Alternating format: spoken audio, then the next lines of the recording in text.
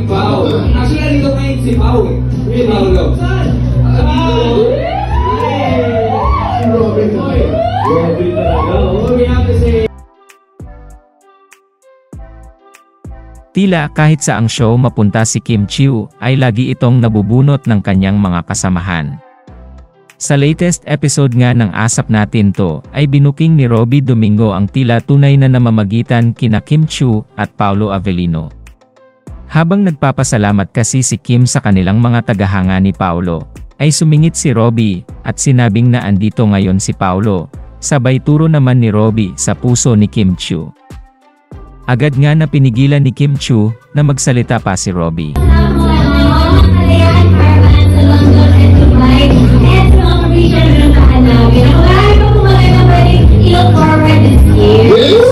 Congratulations sa Kim Pao. Actually, nandito ngayon si Pao eh.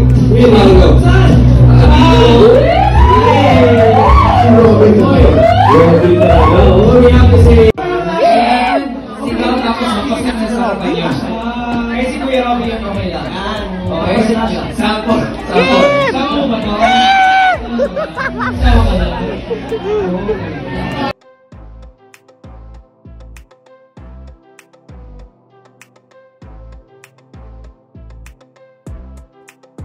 Dahil naman dito ay agad na kinilig online ang mga Kim Pao fans. Narito at basahin natin ang kanilang mga reaksyon. Walang kawala ang Kim Chiu, hindi lang sa Showtime, nabubunot pati din sa Asap Nays 1 Robby. Bunot extended hanggang Sunday courtesy of Robby, the Kim Pao shipper. Walang takas. Bunot na bunot pa rin hanggang Asap Natin To,